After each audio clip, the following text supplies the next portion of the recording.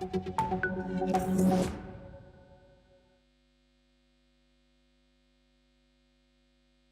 I'm Kriti Mehta and you're watching Deep Dive on NewsX World. Today we are looking at one of the most consequential legal and political events in modern Hong Kong history, the verdict of pro-democracy media mogul Jimmy Lai.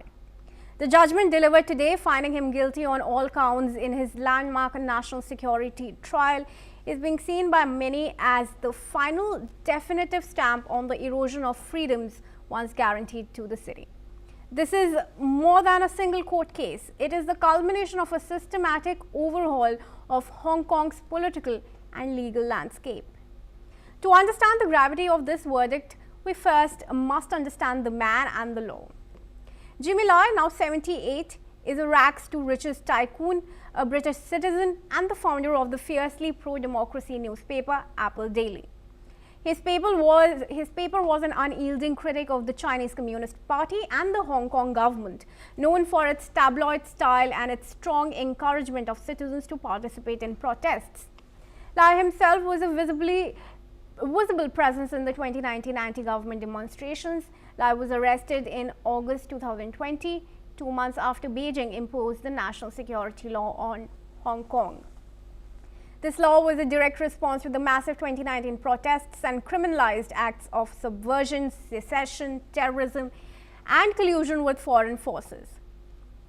Lai faced multiple charges, but the two most serious ones he was convicted of today are conspiracy to collude with foreign forces to endanger national security, conspiracy to publish seditious articles, a separate colonial-era charge revived under the new political climate. The prosecution alleged that Lai was the mastermind of a conspiracy, using his media outlet and social media to call for sanctions and other hostile actions by foreign powers, particularly the US, against China and Hong Kong.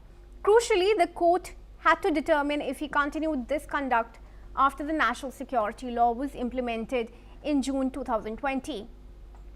After a marathon 156-day trial, heard not by a jury but by a panel of 3 government-vetted judges, Lai was found guilty on all counts. The judges cited an 855-page verdict detailing what they called Lai's constant invitation to the US to help bring down the Chinese government. The most serious charge, collusion with foreign forces, carries a potential sentence of life imprisonment. Having already spent over 5 years in detention, often in solitary confinement, the sentencing hearing scheduled for January 2026 will likely determine whether the 78-year-old will ever be free again. The conviction of Jimmy Lai occurs against a backdrop of the complete dismantling of Hong Kong's political opposition as well. On December 14, the city's largest and oldest pro-democracy group, the Democratic Party, formally voted to dissolve after more than 30 years of activism. This decision was not made lightly. Since the implementation of the national security law, the political environment has become untenable. Its former leaders and many other prominent members were already arrested under the national security law. The party's purpose was effectively removed by changes to the electoral system, as there was no longer any meaningful path to power or influence. The party's demise is a profound symbol of the end of the city's once vibrant political pluralism. The single greatest driver of this political destruction, however, is the 2021 electoral reform, often referred to as the Patriots Only Law. Passed by the National People's Congress in Beijing, this legislation completely restructured the Hong Kong's government and the way it is selected. Its core principle is that only patriots, defined as those who are loyal to the Chinese Communist Party, are allowed to govern. The changes were sweeping. The body that elects the chief executive was expanded, but filled with more pro-Beijing members. The number of directly elected seats in the Legislative Council was drastically shrunk from 35 out of 70 to only 20 of 90. The vast majority of seats are now appointed or selected by the pro-Beijing Electoral Committee. A new government-controlled vetting committee was created, working with the police's National Security Department to examine every single candidate for public office. If you are deemed not a patriot, you cannot run. This system guarantees that no genuine pro-democracy or dissenting voice can ever be elected, effectively closing the political door on the opposition and making the Legislative Council a rubber stamp body. Taken together, the conviction of the city's most prominent media critic, the dissolution of its oldest political party, and the entrenchment of the patriots-only system, today marks a tragic milestone. It signals that one country, two systems principle, which promised Hong Kong a high degree of autonomy and judicial independence for 50 years, is functionally over. The verdict has drawn swift condemnation from Western governments, including the US, the UK, where Lai is a citizen, and the European Union, all of whom have called for his immediate release. However, the Hong Kong government, backed by Beijing, has maintained that the conviction upholds the rule of law and is necessary for national security. The legacy of Jimmy Lai and the trials of hundreds of other activists who have been jailed will now be inextricably linked to the story of how a global financial hub saw its freedom systematically dismantled in just a few short years. Joining us now for a deeper discussion in this conversation is Jim Rice, who is Professor of International Law. Thank you, Mr. Rice, for joining us. We do appreciate you joining us in this discussion. Now, Jimmy Lai's conviction is being condemned as a travesty of justice. As someone who's met Jimmy, would you say it is a politically motivated conviction? Well, first of all, thanks for having me on. And let me just say that I think that your lead-in was excellent. It was comprehensive. It covered a lot of the things that I wanted to talk about. So thank you for doing that in an objective and you know, an excellent way. Your question, I did meet Jimmy. We weren't well acquainted, but during the Occupy Central event, or known as the Umbrella Movement in 2014, I met Jimmy in the Occupy site near the Admiralty government headquarters, and there were very few people around. I obviously knew who it was. Jimmy Lai was very, very well, recognizable in Hong Kong. I went up to him and introduced myself and said hello. He was as nice as he could be. We had a really great chat. We talked about a few things. He expressed great concern for the kids, or for the university students and the young people that were there supporting the Umbrella Movement. And, it was a great privilege having met him. In terms of what they've done to Jimmy Lai, I'd like to talk more about that later. Can you clarify the question, please? I wanted to ask you as to, in your opinion, if this was a politically motivated conviction. Oh, there's no question about it. It isn't only Jimmy Lai. Of course, you're absolutely right. This is a political show trial.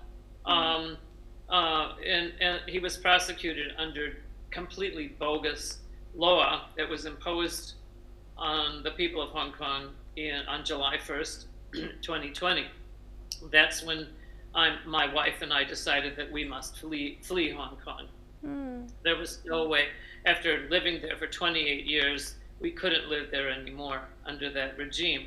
But in answer to your question, absolutely, he's been convicted of these absurd. Basically, he's been convicted of doing journalism.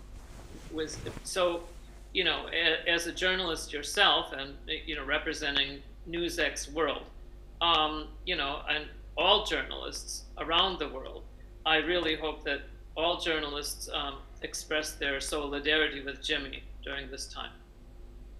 And with Jimmy's conviction, where does the freedom of press really stand in Hong Kong?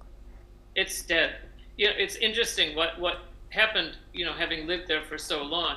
Hong Kong, when I arrived in 1992, was a vibrant place. It was filled with a diverse spectrum of newspapers and magazines, and some tabloids, some broadsheets, and the whole political spectrum.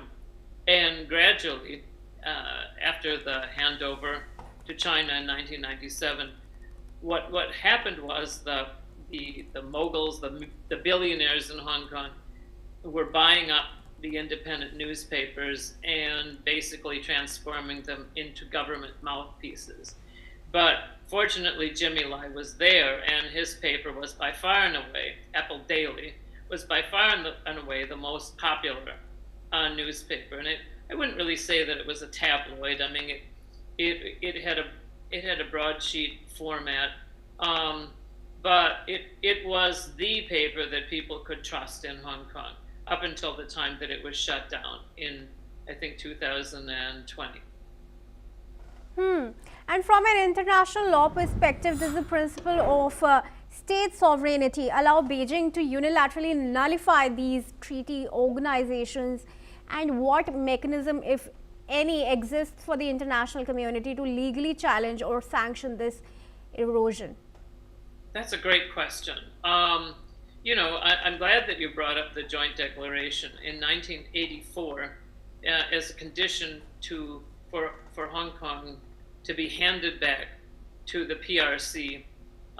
Great Britain and China entered into what is known as the Joint Declaration on Hong Kong. And in that, China promised to allow all of the rights and freedoms that the Hong Kong people had enjoyed up until that point.